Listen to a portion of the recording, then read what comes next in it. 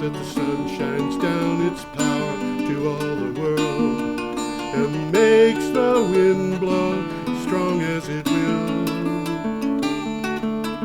I want to hope gentle rains can fall upon the land, so lovely earth can stay lovely still.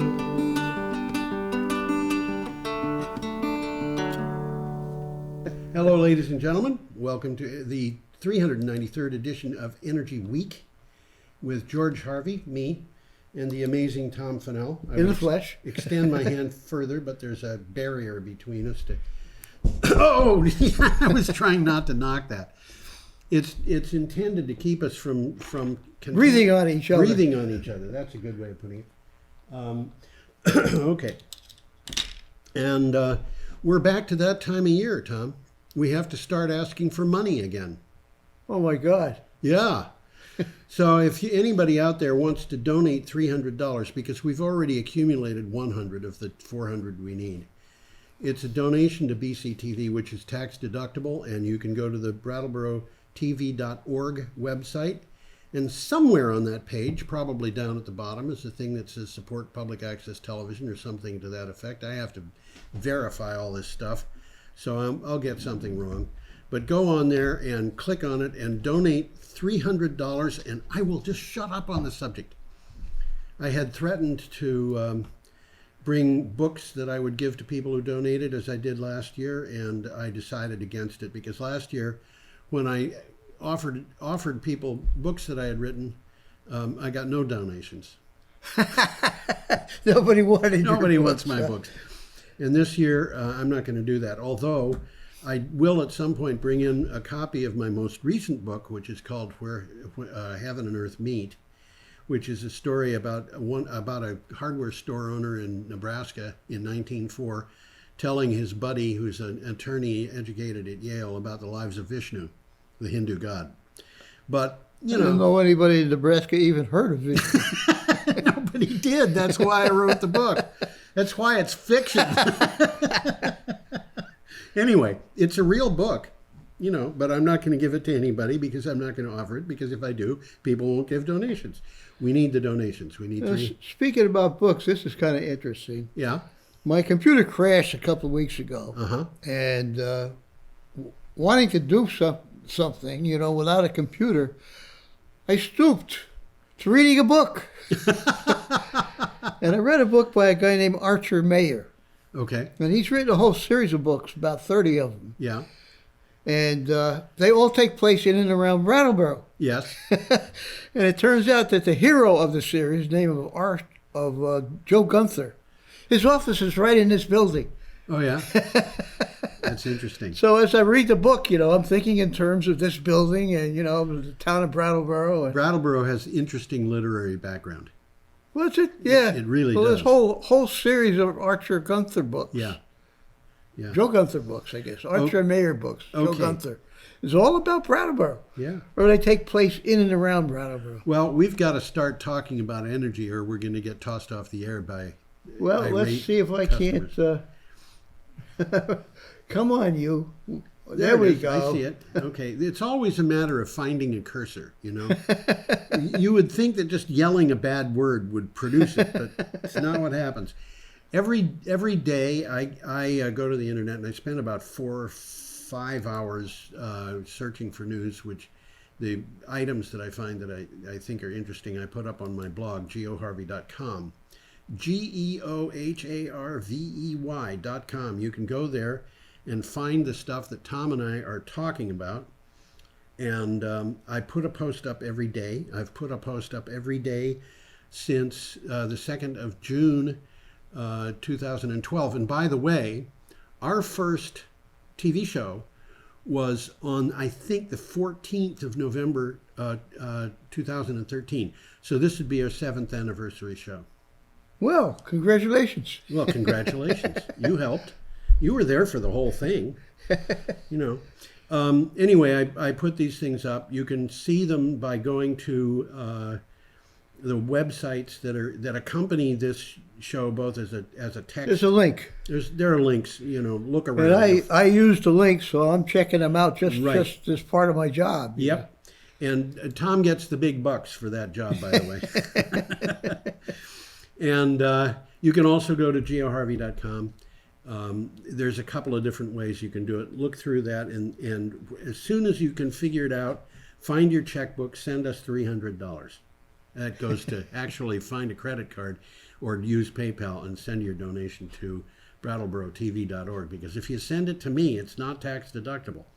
Okay, we are starting the 393rd edition of Energy Week, today being the 12th of November. We start a week ago today on the 5th of November. If you go to Let's start with a picture. Let's start with a picture. Wind turbines in Nevada. You can barely see them.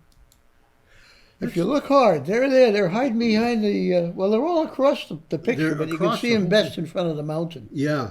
I feel kind of cheated that I can't see them. I'm sure there are people who don't feel cheated in the slightest. Well, some of these are well worth reading. Yes. A couple of them especially this week. Yes. And I'll try to mention that because Absolutely. you can learn a lot. Some of them really have a lot of good stuff in there. Yep. This item, by the way, comes from vox, which is a Latin word meaning voice. Voice, right. So it's called Wind Turbines in Nevada. And it says the Nevada voters seal renewable energy goals in their state constitution. That's important. As was widely expected, Nevada voters approved question 6 on the ballot, which amends the state constitution to mandate that the Nevada electricity providers shift to at least 50% renewable energy by 2030, according to the New York Times and Associated Press. Well, it's an interesting thing. In order to amend the state constitution in Nevada, they have to pass the initiative twice. Yes. Which they did. So this is now baked into the cake. It's baked into the cake. And they could get it out, but they'd have to pass that But then twice. they have to pass that twice, right? All right. Well, we're coming a little bit closer to home right now. Okay. And this item is from the Press Herald, which is in... It's a Portland, isn't it? I think it's a Portland paper, yeah. It's a local paper. What? Local story, local paper. Local story, local paper, but it's important for the entirety of New England, really. Well, it says Central Main Power Energy Corridor project nearly ready to begin. A renewable This is an important development. Yeah, this is. They've been trying to get this going for years, literally. Well, there's a lot of surplus power up there, and down here there's a lot of people that need that power. Yeah. And they've been trying to put it through for a long time. They have. And they've been running into a lot of environmental opposition. Well, they had a bunch of alternatives to sort through. There were a bunch of different propositions. Well, some of it's going through New Hampshire. I think that went through already. There were a couple of that were going. They were planning on bringing them through Vermont. Through Vermont, even, one of right. which was going along the bottom of Lake Champlain. Yes. Yeah. A renewable energy project that will be built by Avangrid Incorporated and Central Maine Power Company to bring hydropower from Quebec to Maine and other parts of New England has received one of the last permits it needs before construction can begin.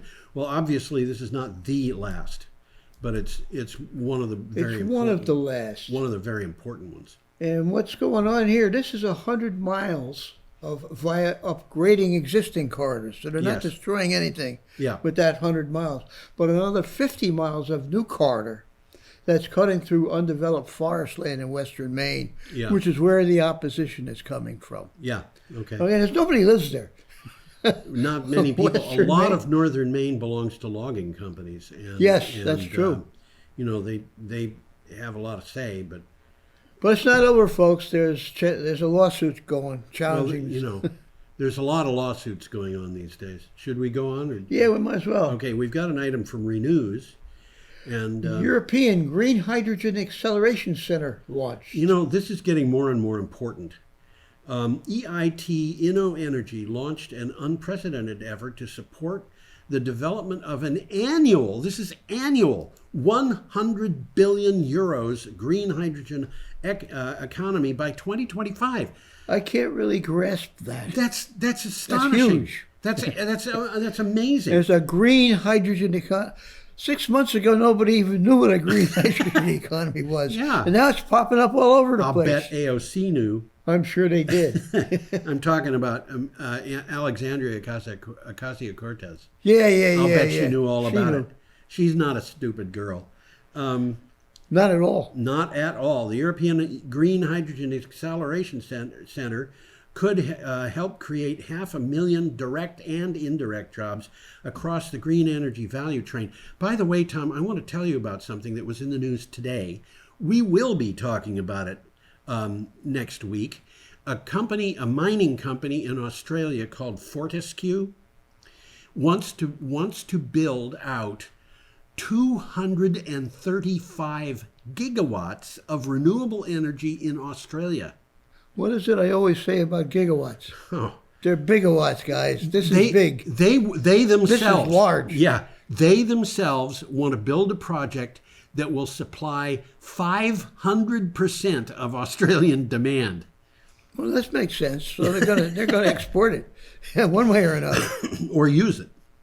I mean, if they have 500% of demand supplied, they don't need gasoline. They don't need fuel oil. They might not need aviation fuel. They could turn around and develop all of that stuff. Absolutely, yeah. Absolutely. And the guy who is the head of this company, which is a big company, Fortescue, the Australian press is taking this seriously. This is not some guy. They have a tremendous amount of potential. Oh yeah, absolutely. And it's all desert. Everybody lives within 50 miles of the coast. Yeah, but it makes this thing of $100 billion green economy by 2025, excuse me, sound very doable somehow. Well, just duplicating what you just said, EGHAC, okay, which you just told us what it is, promises to accelerate green hydrogen production at a gigawatt scale, displacing hydrocarbons. Okay. Displacing hydrocarbons. In energy-intensive industrial applications across Europe. You know where they're going to get green hydrogen can also be used to store energy. They're going to get a lot of opposition from this from Russia. Yeah, they are. I don't know that Russia's prepared to fight them on it, though. Russia gets 65% of its export trade. Of the money that is flowing into Russia for things that they sell, by selling energy, 65% of it is fossil fuels. Fossil fuels energy. They are in a bad situation in Russia. In terms of finding a future, they're going to have to do something there. They can't just export gas to Europe. Well, nobody's going to want it. Exactly. And you build this thing out, and it's going to be nobody wants it in 5 years. Absolutely. Well, let's move on here. We've got a picture coming up of Vanuatu. Vanuatu. I had a friend who went there. Oh, yeah? The picture looks very nice. I'm sure. Well, I'll explain what Vanuatu is in a little while. He is a ham radio person. Huh? And he wanted to go to every country on Earth and operate a ham radio. Noble goal. He's been to places that I can't imagine going, like Elephant Island, which is off the coast of Antarctica. Well, this is a good article. There's a lot of pictures in it. There are, and this is from the BBC. And it says ecocide. Should killing nature be a crime? Ecocide is Small island states like Vanuatu have long tried to persuade large, powerful nations to voluntarily reduce their emissions, but change has been slow. So Ambassador John Licht is a German word that means night as opposed to day. And when I lived in Rhode Island, the governor was named Leach. He spelled it that way, but he pronounced it Leach. Oh, okay. Like you leach something out of the field. I just find it interesting that in a place like Vanuatu, the you got a German guy. A German name. Suggests that a time to change the law itself with an amendment to a treaty known as the Rome Statute. You got anything on that, Tom? Yeah, Vanuatu is also known as the New Hebrides. Okay, or at least it used to be. Used to be. And it's an island country severely threatened by rising sea levels, which we talked about here already. A lot of these countries are. It's located in the South Pacific, 1,000 miles east of Australia. It's absolutely in the middle of nowhere. And it's a beautiful place. Yeah, absolutely. At the International Criminal Court in The Hague, Licht proposed that ecocide, which is the destruction of the environment, be made an international crime. International crime. It would emphasize the environmental and human costs of issues such as climate change. Yeah. Absolutely. Yeah, I think it's going to be a while before big companies, big countries sign on to this one. But we'll see. My guess, Tom, is that Vanuatu will cease to exist before that is signed. Well, it seems to be ceasing to exist as we speak about it. Yeah. And these are people who are, they've got lives just like everybody else. Their lives are worth just as much as anybody else's. You could be making billions of dollars a year, and your life is no more valuable to the universe than the people who live on this island. Well, I think the highest point on the island is something like 15 feet above sea level. I'll tell you. The pictures show Vanuatu getting flooded all the time. Getting flooded. Well, I got and news we talked for you. about it here on the show. So is Miami. That's correct. That is true. Yeah. Okay, should we go on? Yeah, we got a nice picture. We have a picture of an interesting vessel here called the Viking Energy. Yeah, let's see. And it is a Norwegian vessel. Come on, or you. Danish? Is There it we Danish go. or Norwegian? Trying to find the picture. Oh, it's Danish. It's from Copenhagen. Huh? I say it's Danish. It's being built in Copenhagen, or it's going to be built in Copenhagen, or something. Well, this is the Viking Energy, and it says right on it, powered by liquid natural gas. Yes. And it looks like a small ship, but it's not. If you look at it, those are all containers in the back of it. Yes, it's a large ship. They're It's a big. full-size This ship. thing looks like a pickup truck, and it's more like a 40-ton It's a full-size ship. truck in it. Yeah, absolutely. Well, the foul-smelling fuel that could power big ships is what the caption is, The which title. is interesting. Yeah. An enormous engine 3 stories high growls loudly at a test center in Copenhagen. Usually such an engine would be propelling a large ship across the sea, but this one is being prepared to take part in a groundbreaking project. Engineers want to see if they can run it on liquid ammonia. They certainly should be able to. There's no question about it. Ammonia doesn't have quite the energy that There's a chart on that, and Yes, it's there quite is. a bit less energy. Quite a bit less. But there's no real effects on the atmosphere. Well, there is one that I am worried about, and that is Nitrous oxides? Yeah, they're burning this ammonia, and when they burn it, how are they going to prevent NOxs from being developed? So there's some NOx, and that's Well, not good stuff. No, it's not good. But there are alternative ways to use ammonia to power ships, and one of them is to use fuel cells, because you can use ammonia in a Yes, fuel cell. absolutely. And you're not going to get NOx from a fuel cell. Well, there's a couple of takeaways here. Yeah, Around 90% of all goods trade globally are transported by sea. 90%. 90%. Wow. Producing about 2% of global greenhouse gas. Yeah, Okay? Ammonia, which contains no carbon, can burn in an engine without emitting carbon dioxide. Can is the operative word there. Now, green ammonia, which is made with green energy, green electricity, eliminates the greenhouse gases from fossil fuels altogether. right. Okay, so new technology called solid oxide electrolysis, I haven't even heard about that one, streamlines the steps combining nitrogen purification with hydrogen production. Right. So they're working on this stuff. Absolutely, they are. And by the way, I wanted to mention something here. That ship is called the Viking Energy. You don't have to put it up. Picture Tom. of it again. I had a friend who was a girl who came from Sweden, and specifically she came from the island of Gotland, which is in the Baltic Sea. Yeah, And she was very proud of the fact that her ancestors were Vikings. Vikings. Vikings. And I said, ancestors? Vikings? What are you talking about? And she said, our ancestors on what she called Goatland Yeah. were Vikings. And I said, Goatland? Yeah, she says, where the goats come from. I said, goats? What are you talking about? Goats. Vikings. So I don't know what to say about that, but there it was. Okay. So they're not talking about the goats with horns. No, they are not. They're This talking is about the Goths. the Goths. Yeah. Yes. And the Vikings and And the the Goths. Vikings. It is Gothland. Got all about the Visigoths. Yeah, that's right. Visigoths, Ostrogoths, and other Goths. All the Goths, yeah. Right. The Goths who stayed home.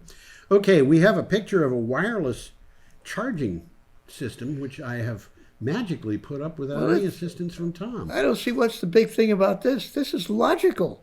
Well, If you got a place where you regularly park your electric car, yeah, this is a natural. yeah. All you got to do is park it in place and it charges automatically. Automatically. The only thing that I don't like about this is this has got to be an extremely powerful magnetic field. I mean, it's not something that you use to pin something on your refrigerator. Well, it is. It's what you're looking at basically is a transformer. Yeah. And half of the transformer's in the car and half of it's buried in the ground. Yeah. And yeah, it's a strong magnetic field. It has to be. I wonder if that could have any effect on animals or people.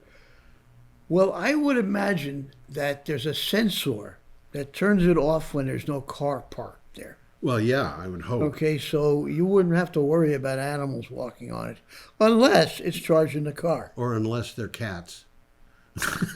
Well, cats will walk under it. Yeah, Cats will go under cars. They do it all the time.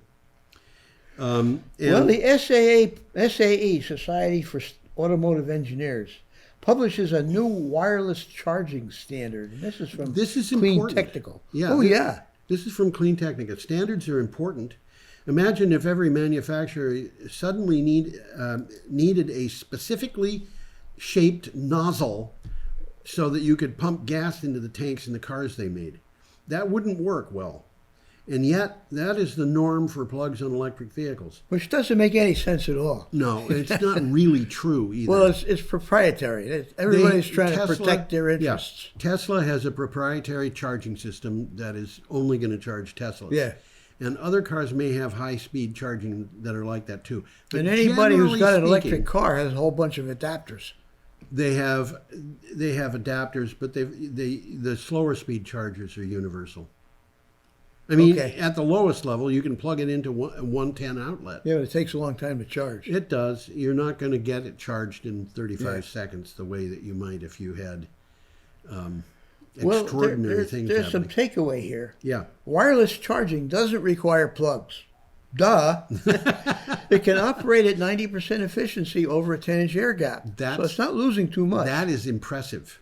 So you park your car over a wireless hub and walk away. Yeah. Simple. Yeah. Charging takes place automatically without the need to ever touch a cable. Yeah. Okay? And it says wireless charging will play a small but important part in moving EV forward. But I think it's not small. I don't think it's small either, because I think they're going to be doing this for buses too and things like that. Huh? They'll do it for heavier vehicles than cars. Oh, absolutely. In fact, they're talking about putting wireless systems in the beds of roadways.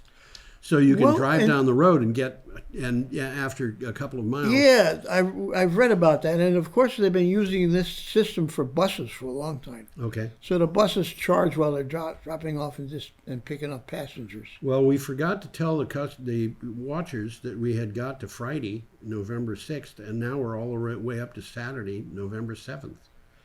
Well, they'll forgive us this time. They might not, but they aren't in the studio, so I'm going to figure that I'll get home without a tomato on me. Well, we got another nice picture coming up. This is kind an of interesting picture here. This is a picture of an NACA hangar. Well, NACA is a predecessor to NASA, which is now called NASA. Absolutely. But they never But this is 1931. And they didn't call it NACA. No, they didn't. It was the National Advisory Committee for Aeronautics. Yes, and this is from a Clean Technica article. Do you have a title for the article? On climate action, everyone has the right stuff. And that's in a quote. Yes. NASA's Mercury program was an all-hands-on-deck do-or-die mission for an elite squad of seasoned military test pilots. Now, the Earth itself could use a dose of the same human energy and the same sense of purpose. Here is an interview with Dr. James Hansen, comparing and contrasting the efforts. Now, well, Hansen's important. Hansen is important, and he was involved in this stuff. So, absolutely. You know, he knows what he's talking about. Well, the right stuff referred to the astronaut program. Yes. It was a book and then a movie. Yes. It was all about the original astronauts. Original astronauts. And Hansen, well, he's got degrees in physics, astronomy, and math. Yeah. from the University of Iowa. He's director of the NASA Goddard Institute for Space Studies. Wow. He is referred to as the father of global warming because of his early warnings about the phenomenon in the 1980s. Yeah, They saw what was coming. I think I would prefer to be called the father of global warming science than the father of global warming. It sounds. I think you're splitting hairs, but you're absolutely It almost right. sounds like it's all Hansen's fault. But there it is. You got more? I'm just trying to think. Well, I do, but I'm not. It's not important. So Okay. we'll pass on to another. Okay. One. Ecologically friendly agriculture doesn't compromise crop yields. This is significant. It is, and it's something that we have talked about before, and we undoubtedly will talk about again. This is from Your Ec Alert. According to an international study comparing 42,000 examples of diversified and simplified agricultural practices, increasing diversity in crop production benefits biodiversity but does not compromise yields. The result, In many cases, it enhances them. yeah, in many cases, yeah. And so we're talking about this. This was published in Science Advances, and it is based on accumulating 5,188 studies. So they did their homework.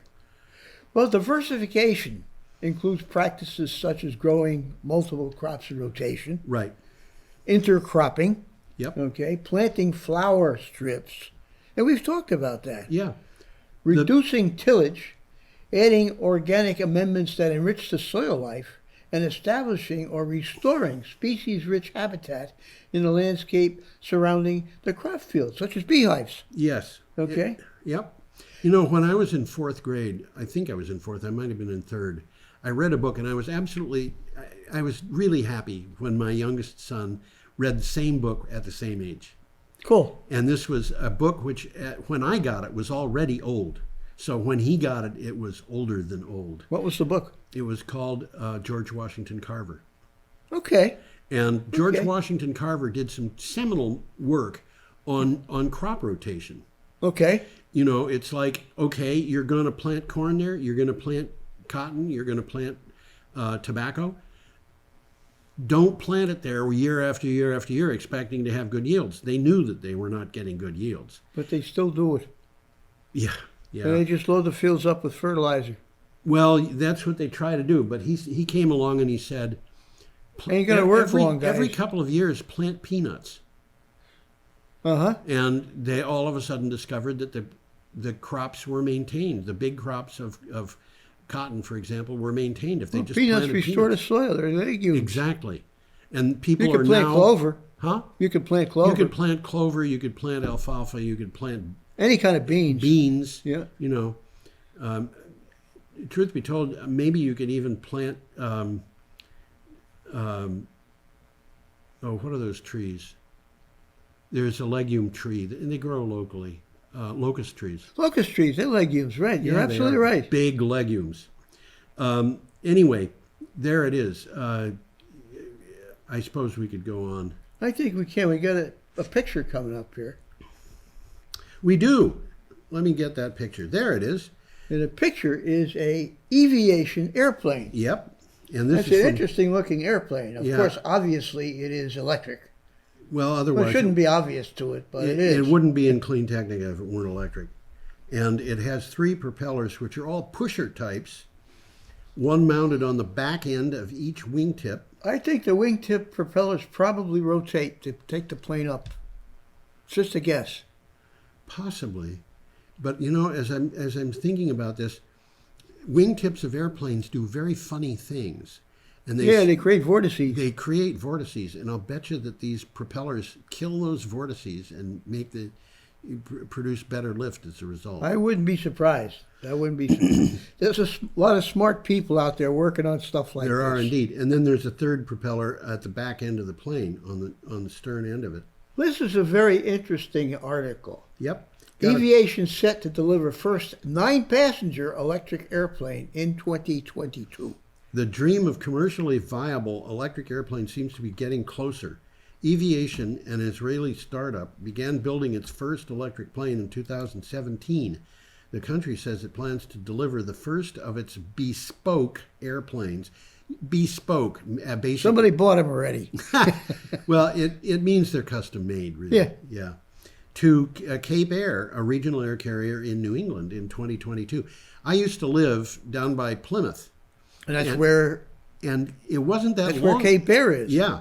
And it was like, I don't know, 35 years ago. And in those days, Cape Air was still running DC-3s.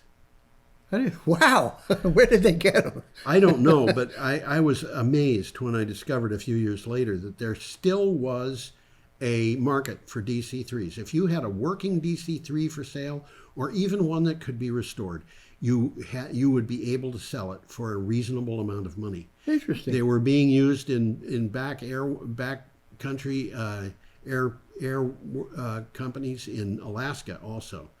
And I actually flew in one that was run by Jersey Airlines, and it went from Orly Airport to Jersey, and then from Jersey to Exeter. That's Jersey not New Jersey. Yeah, it's Jersey and the Channel Islands. Yeah, okay. There's this website is interesting. Yeah. There's a slow-mo video. Slow motion of manufacture of this airplane, an all-plastic airplane. Okay. And it shows them making this plane from beginning to end, you know. And so it takes... I can't imagine how these people can walk so fast. Oh, you mean it was a fast mo? It was. Well, the camera's in slow motion and the people are in fast motion. Running around. Right. People, you know, it's one of those things that we all knew when we were in grade school, and kids today don't know, but somehow between the period of the First World War and the period of after the Second World War, people in this world slowed down the way they were walking. And you could see that in all of the movies from the First World War. They are always they walk fast. Huh? They walked fast. They just charged along. Okay. Well, this airplane that they're making there, what they show you there, is built for regional flights. Yes. Up to 650 miles. That's which a is decent a amount. respectable distance for a regional flight. Well, it covers journeys like from San Jose, San Diego, or London to Prague. It's not for crossing the ocean. But London to Prague, I would not think of as regional. This is... Well, it's up to 650 miles, Yeah. so, you know, that's probably its limit, but that's a good... Yeah, that's a long ways. And this is the kicker here. Alice, the name of the airplane that they built. Yeah. Cost about $200 per flight hour to operate. A turboprop cost about $1,600. Wow. Wow. Let's move along. We got another picture coming up. We are at Sunday, November 8th. And there's another picture there. Of offshore wind turbines. Was that what that is? It's either that or party noisemakers. EU eyes a huge increase in offshore wind energy to meet climate goals. Well, it's out there, folks. You know, it just blows my mind. This happens over and over and over again. We were talking about 100 gigawatts just a little bit ago, and that's I said, a lot. We've got a 235 gigawatt thing coming up next week. Here we go. European Union is considering a plan to increase the offshore wind capacity 5-fold this decade and 25-fold by 2050 as it seeks to so the potential is out there. Climate neutral. Absolutely. A draft policy shows the EU is already home to 42% of the world's offshore wind capacity. They're going to build out that wind capacity until it provides more electricity than they would know what to do with today. And they will find things to do with it. They'll find something to do with it. Yeah. Well, from the article, the technology currently produces clean power at a lower cost than any fossil fuel source. Or nuclear. Yeah. Well, the article said, absolutely, or nuclear. Absolutely. The bloc aims for 60 gigawatts of offshore wind by 2030. And are you ready for this one? 300 gigawatts by 2050. The numbers we're talking about these days are so big. It's absolutely unbelievable. Absolutely. And, you know, a lot of this stuff is going to come in. Well, they're currently generating 12 gigawatts, and they're talking about going to 300. Yeah, that's a little bit of an increase.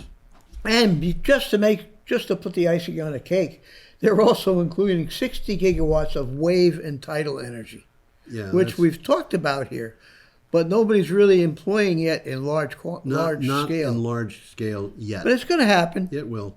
If it makes sense economically, it will happen. Yep. That one was from Energy Info Post. Now we have an item from Newshawk. Nooz. Yeah, News. Oil companies admit, this is interesting, to contributing to climate change and blame you. Yeah, except you got to change the picture so people can see that. I'm going to change. Who are they going to blame? They're going to blame you. Okay, Jeffrey Young wrote this. It's an opinion piece. In a climate change lawsuit, I listed it as an opinion piece. It's actually not. I think I listed it that way. Huh? Well, I'm babbling. No, don't pay any attention. Oil companies admitted that their products, this is in court, their products were a major cause of climate change, and that's a real problem. But extraction of fossil fuels, they say, doesn't cause climate change. It's the use of the product that causes climate change, well, so it's not their fault. Extraction has a part of it, it's too. not their fault. It's anybody who drives a car, keeps his house, goes to the store and buys food. It's anybody. You ever see that picture of Boss Tweed and his gang where everybody's pointing to the other guy? Pre-trial, the judge invited the parties to present a two-part tutorial on the subject of global warming, which was interesting. Yeah. Quote, so the poor judge can learn some science. And this judge was no he was smart. He was the smart serious guy. proposition to try to educate the science. So the oil companies did not deny the science. Instead, they made the case that oil companies are not directly responsible for the climate change. This is so bogus. They're blaming the customers, and they've been telling the customers for years that it's okay. Yeah. I mean, this is just, it boggles the mind how people have had the wool pull over their eyes. Well, there's a takeaway here at the very end. Even though he called the dangers of climate change very real and noted that fossil fuel companies did not dispute that the burning of their products causes it, the U.S. Court District Judge, William Alsop is his name, said the issue should be handled by Congress and by treaty and not in a lawsuit. And he threw the whole thing out. Yeah, well, he should have said, okay, if that's the way you're going to argue, we're going to let you play in a sandbox in the prison yard. Okay.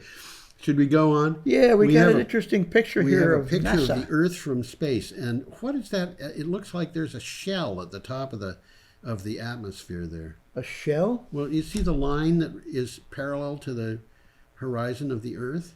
Yeah. Just above it? What do you suppose that is? That's the atmosphere. Yeah, but how is the atmosphere going to look like it's got a hard edge to it? I'll bet that there's something going on. It's like the Martians are doing something. Aurora borealis or something. Could be something like that. It could be morning rising or something like that. That picture, by the way, is a picture of the U.S. Gulf Coast. And I know you can tell really by looking at that. You can see New Orleans. And you can on the right, yeah. You can see Florida. You can see St. Petersburg. Okay. Here we go. This is from Recharge. It is that. U.S. renewable energy cheers Joe Biden election win as a, quote, beautiful day. Yeah, you better believe it. The American renewable energy sector has cheered the declared election of Joe Biden as the next president of the United States, with the industry bodies placing an accent on the potential for the country to rejoin global climate leadership under the new administration. In other words, we have walked away from the table. Now we're going to go walk back, and we're going to take a Well, that's just what Biden has pledged to do. Absolutely. Right off the bat. Within 24 hours of arriving in the White House, he says he's going to rejoin the Paris Accord. I think it'll be very close to the first thing he does. Absolutely. Absolutely. And it's just a matter of putting pen to paper. He doesn't have to ask anybody's permission. And he has a plan to spend at least $2 trillion. Okay, on climate-related actions. You spend $1 trillion here, $1 trillion there. Soon, well, it's military. After military spends that in an afternoon. After, a trillion here, a trillion there. After a while, Pretty soon you got some real bucks. you don't got you? some real bucks. This is like Everett Dirksen. You remember him? Yeah. Saying something very similar to that. Okay. Well, the time has come for the U.S. to move beyond climate denial and resume a global leadership role in the fight against climate change. And there's a takeaway here or a comment. Yeah. Trump was an outspoken and ill-informed opponent of wind power, Oh man. claiming wind turbines cause cancer. How could he do this? I mean, he would just reach into a bag that he had and pull out junk information that was just. I don't know where he got some of the absolutely things he crazy. said. Well, yeah, it's like COVID-19 is easy. You just drink some Lysol or whatever it was that he was suggesting. If people that was misconstrued. People did take that as advice, and they did it, and they wound up. That wasn't what he said either. Well, But they misconstrued what he said, and they got sick. And they got sick. Well, what he said sounded a whole lot like that. It was easy to misconstrue. He was looking at Dr. Birch. I think he said you should take these things internally, but he didn't. But so that meant the people that you drink them. Or It was inject bleach. them. Bleach it was. Yeah, Not wasn't Lysol, bleach. bleach. I'll tell you, if you tried drinking bleach, even in small quantities, it's not good for you. It really I think isn't. I learned that when I was 2. Well, I always thought it stank, and I hated the stuff. Yeah. But Well, we got another picture We coming do. up We have here. a picture of sheep. Yeah, this looks like Western Avenue, but it's not. It's Where the heck is? Come on. you're losing. Oh, I'm on the there wrong. it is. I'm on the wrong screen. You're on the wrong Here we screen. go. We're getting over this way. There we go. There we go. Western Avenue. Sheep and solar panels. In Western Avenue, they're goats. No. Yeah. I've Right. seen goats there. They climb up on the panels. Oh no. Well, they don't live there, but every once in a while somebody brings them in. And you can see they bring them in on a trailer to eat the grass. Really? And destroy the panels. Well, they don't bring them in for that, but some of them climb up on the panels. I Well, haven't seen it's any not, evidence not that good they're for destroyed. panels to have goats. I in them. can't imagine that it is. No. But you if, know you, what- if you look what- at page 14 of the manual, Yeah, it right. tells you don't bring you goats. remind me of a picture I saw on television where a tractor trailer drove up next to an agricultural field. Yeah. And the guy driving the tractor trailer got out, opened the back doors, put a ramp down, and hundreds of geese came running down. They didn't fly. They came running down the ramp and went off into the field. Brilliant. And what did they do there? This was a field full of strawberries. And the geese ate the weeds. Not the strawberries, Yeah. not the fruit, Yeah. but they ate the weeds. Bingo. That sounds like a brilliant idea. It does, doesn't it? Okay, this is from PV Magazine Australia. New South Wales orchestrates 12 gigawatts of renewables and 2 gigawatts of pumped hydro by 2030. Why did they that put doesn't sound like a lot anymore. No, it doesn't. I was going to say, why did I put this in? It's peanuts. 12 gigawatts of... That's a lot. It's a lot. 12 gigawatts of renewables would probably supply... Well, I think it would give more electricity to Vermont than it could possibly use. I think. Yeah. Okay, New South Wales published its NSW, Electricity Infrastructure Roadmap, charting a path to 12 gigawatts of new large-scale solar and wind capacity. It is to attract $32 billion in private investment. That gives you a better idea. And by the way, I don't know if that $32 billion... Probably Australian It's dollar. probably Australian, which would mean that it would be more like 25 billion. Pretty soon you got a billion here, a billion there. Yeah, exactly. Create thousands of jobs and reduce annual electricity bills. Well, in Australia, the government is retiring 4 coal-fired generators over the next 15 years. Yeah. And they're not that old. No, they're not that Okay. old, but they are big. They are. They're very big. They're very big. But they're not making economic sense. No. And mixed farming, this is an interesting statement. Mixed farming is an absolute win-win. Sheep and solar panels can coexist to the great benefit of the landowner. Right. And we really don't emphasize that, but we talk about that here. I mean, you got wind turbines in the field. You could grow corn under them, no problem. No problem. There are crops that don't do well under solar, and I would think that corn would probably. Well, I'm talking wind. I know that. Virtually anything. But, wind power. Well, there are crops that will grow actually better under solar panels. Yes, I know. Because they like the shade. One crop that I think would not grow under wind power, and I wouldn't recommend it, is children of the Jolly Green Giant. Why? Well, they might bump into the blades. Have you heard about the Jolly Green Giant? He's so big and green. It's a part of a jingle. Yeah. Okay, we have to move, Tom. We don't have much time. We have an item from BBC, and it's about weather.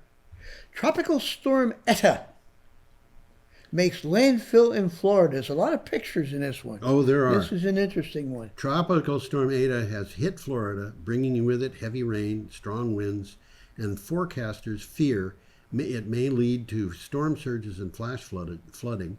Schools, beaches, public transportation in much the same way in the southern part of the state were shut down before the storm made it landfall in the Florida Keys, and I've botched that altogether, and I'm not going to read it again because I think people probably understand.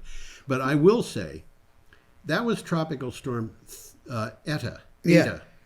And already we have seen Theta, and now Iota has formed. We've started with Iota already, so we're running out of names. Long ago we ran out of names. We've way surpassed the record number of tropical named storms this year. Well, what we're getting for rain today is really peanuts. The big rain is down in Massachusetts and Rhode Island. Yeah. And it's probably the tail end of this hurricane. Could be, yeah. Okay? Well, this Eta wreaked devastation in Panama, Honduras, Guatemala, and Cuba. It really did a job. About 200 are dead. I mean, it did it. By the time it got up here, it was running out of steam. It was running out of steam. And as a matter of fact, Theta is running out of steam as it heads for Florida. It's already hit the Keys, and it's heading for the Panhandle, as I recall. And it has reformed as a hurricane, but it is going to be Well, they've been hit already. The Panhandle of Florida's gotten a couple of hurricanes landing on them already. And then New Orleans has gotten... I know. It's just a mess. All along that southern Gulf Coast, they're very vulnerable this year. Well, they have been hit a lot. Yeah, that's what I'm trying to say. Okay, we should keep going. We've got an item from picture Clean coming Technica. up here. This picture looks like a couple of guys showing off what might be a solar panel, but it's not. It's a little device for making hydrogen. Well, they're studying hydrogen production, which they talk about here. And that guy on the right is called Dr. Dong Ding. Not Ding Dong, but Dong Ding. And they probably think our names are funny, too. Our names are not funny. Are you kidding me? In China? Are you kidding me? Man, we have very ordinary names. To us. Well, green hydrogen. I mean, just think about a name like McGillicuddy. Yeah, right. Green hydrogen nails meet a shale gas coffin, and nuclear could be next. Yeah, if President-elect Joe Biden doesn't do the fossil fuel industry any favors, he'll only be following in the footsteps of outgoing President Donald Trump. Intentionally or not, Trump has already overseen the demise of domestic coal, oil, and natural gas. Which is kind of interesting because he favored every one of them and tried to give them subsidies. It seems like everything he touched them and he turned to dirt. Man, if it had turned to dirt, it would be worth more than it is. Yeah. Well, a $7 billion 20-year plan to export liquid natural gas from the U.S. to France was just canceled due to competition from green hydrogen. Very interesting. It wasn't canceled because it was cheaper to buy hydrogen through the pipes that already exist going to Russia. It was canceled because they want to make green hydrogen. They want to make their own gas rather than buy gas from somebody else. We're going to be hearing a lot about green hydrogen and a green hydrogen economy in the next few years, not just on this show. Yeah.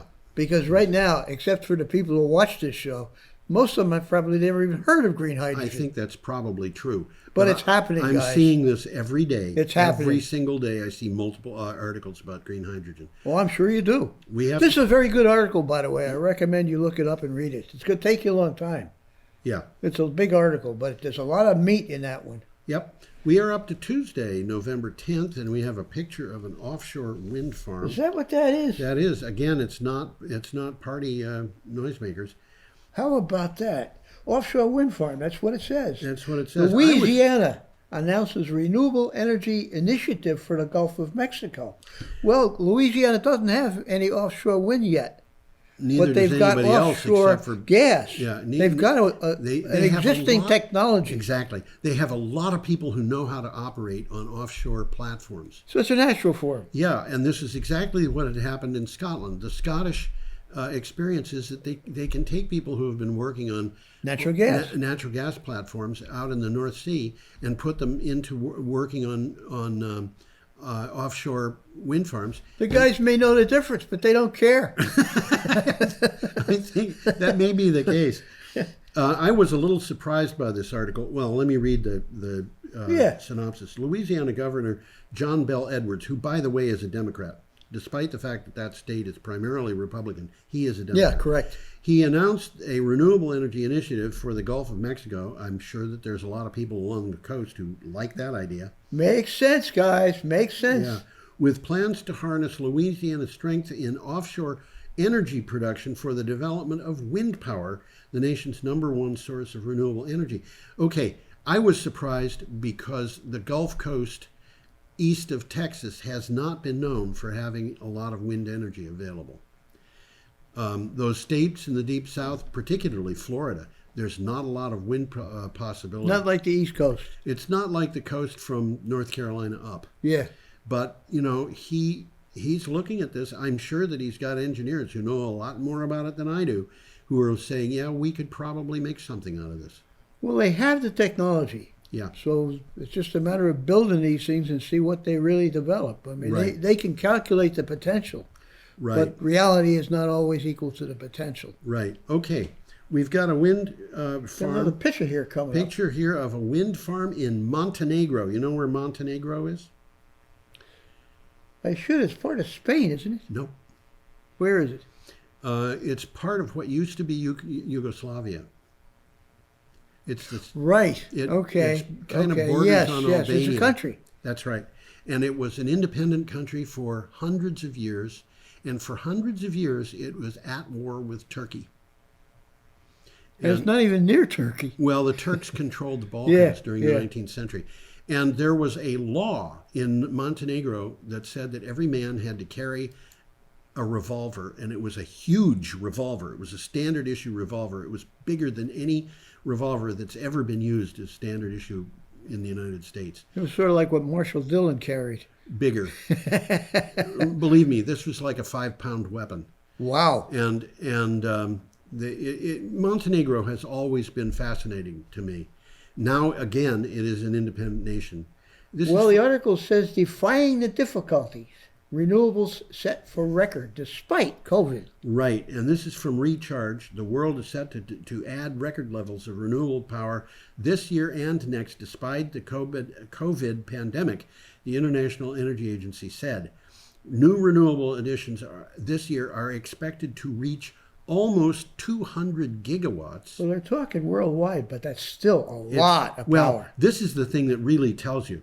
It's nearly 90%, nearly 90% of all new generating capacity. This means that the new generating capacity put on this year and next, they're figuring that 90% will be renewable and 10% will be fossil fuel and nuclear put together. Well, why build something that you got to pay for fuel when you get the fuel for nothing? Ooh, and that's the bottom line. You're asking a good question. I want to keep going, though. Our next item is from Clean Technica. Yeah, we got another picture here. We have a picture of Mount Rushmore. And what do you got for a title? Time to be real. Denial. By the way, this is something you're going to have to expound upon because you wrote this. I did indeed, and I got a lot of pushback and comments on this. They're saying, well, I can tell what your politics are. Okay, and it's like they haven't got the faintest clue. Denial of reality is dangerous. When it's institutionalized, it can be dangerous to large numbers of people.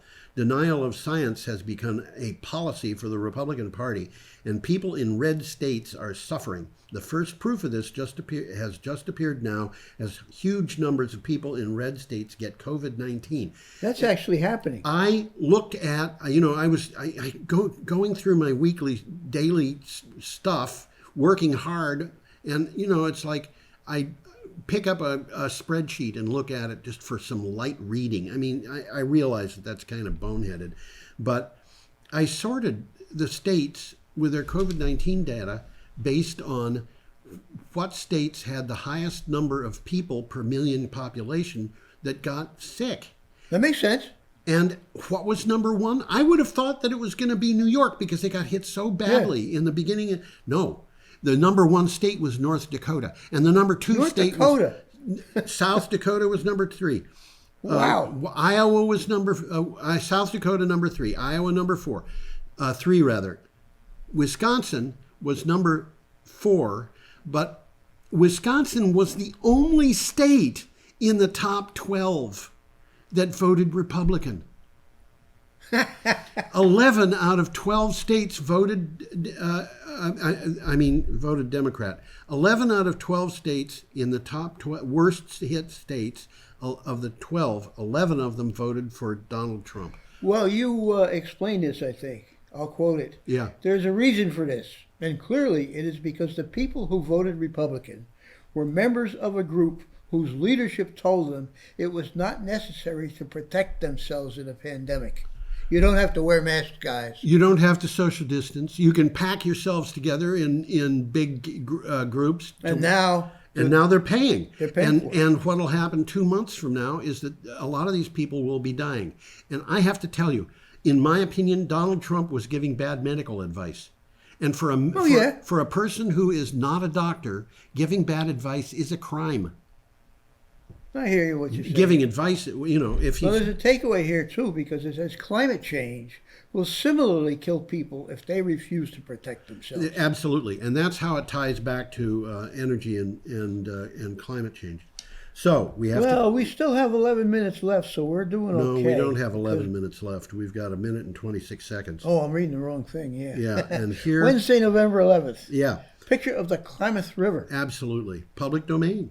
How about that? Beautiful picture. The rebirth of a historic river. This is from the BBC. We're not going to be able to discuss it, but I'll give it to you. For millennia, the Yurok people in Northern California have been depending on fishing for salmon.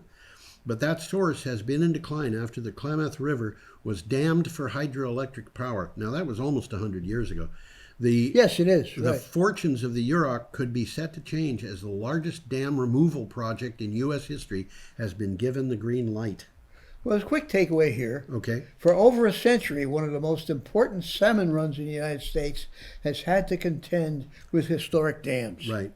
And now 4 of them, which I guess is all of them on this river, are set to be taken down. Right, which means the salmon can go up that river without being molested by anybody but Yurok fishermen and bears. Bears, I was going to say bears, yeah. Okay, our next item is from Clean Technica. As Fed says, climate change is a financial hazard. Trump fires the person in charge of the NCA, the National Climate Assessment. In denial of his recent defeat, Donald Trump has been firing people he thinks disagree with him. This week began with the firing of the executive director of the organization responsible for preparing the National Climate Assessment. He doesn't want this assessment to come out, apparently. Seems like that. Okay, our last item is from Renews. Vestas installs the first 9.5 megawatt floater. MHI Vestas has installed the most powerful turbine on a floating offshore wind platform. The V164 9.5 megawatt turbine was installed on a principal power wind float platform at an installation harbor. It is the first of 5 that will go into the Kincardine floating offshore wind farm off Scotland. So there's plenty of turbines off Scotland, but most of them are anchored to the sea. That's right. This is the first time that they're floating. The first time turbines this big are going to be floating. These are 9.5 megawatts each. Big turbines, yeah. Big turbines. Okay, it is time to say goodbye. And I'm saying have a gloriously fun week. Goodbye, folks. Goodbye, folks.